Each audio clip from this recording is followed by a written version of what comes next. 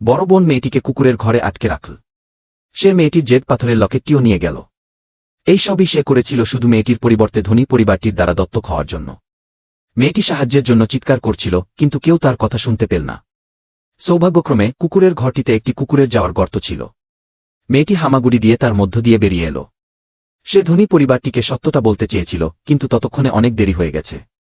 ধনী পরিবারটি ইতিমধ্যেই বড় বোনকে গ্রহণ করে নিয়েছিল। তারা বড় বোনকে বাড়ি নিয়ে যাওয়ার প্রস্তুতি নিচ্ছিল।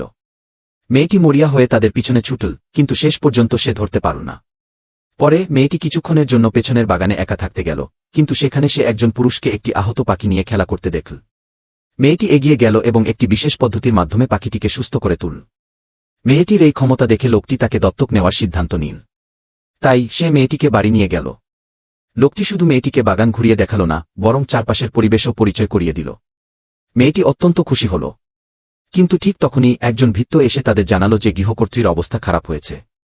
তাই লোকটি সঙ্গে সঙ্গে একজন ডাক্তারকে ডাকলেন। কিন্তু রোগ নির্ণয়ের পর ডাক্তার তাদের আশা ছেড়ে দিতে পরামর্শ দিলেন। তখন মেয়েটি এগিয়ে গেল এবং গৃহকর্ত্রীর কপালে হাত রাখল। সঙ্গে সঙ্গে গৃহকর্ত্রীর অসুস্থতা সেরে গেল এবং মেয়েটি জানালার পাশে থাকা শুকনো ফুলটি লক্ষ্য করল। তাই মেয়েটি একটি নতুন টবে লাগানো ফুল দিয়ে সেটি বদলে দেওয়ার প্রস্তাব দিল। অপ্রত্যাশিতভাবে বড় বোন এবং তার দত্তক বাবা মাও সেখানে এল। বড় বোন ভয় পেয়ে গেল যে মেয়েটি তার আগের কুকর্ম ফাঁস করে দেবে। তাই সে সবার সামনে ইচ্ছাকৃতভাবে মেয়েটির বিরুদ্ধে ফুল চুরি করার মিথ্যা অভিযোগ আনল। তার দত্তক বাবা মা চুরি করা লোকদের খুব ঘৃণা করতেন।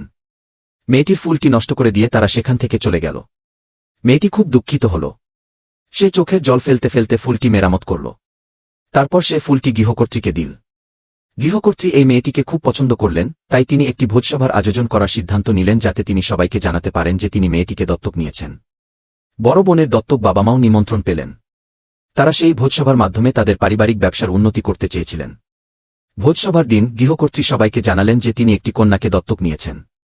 কিন্তু মেয়েটি যখন জমকালো বেশে সবার সামনে এল, তখন তারা হতবাক হয়ে গেল, কারণ তারা যাদের খুশি করার জন্য এসেছিলেন তারা ছিলেন মেয়েটির দত্তক বাবা মা।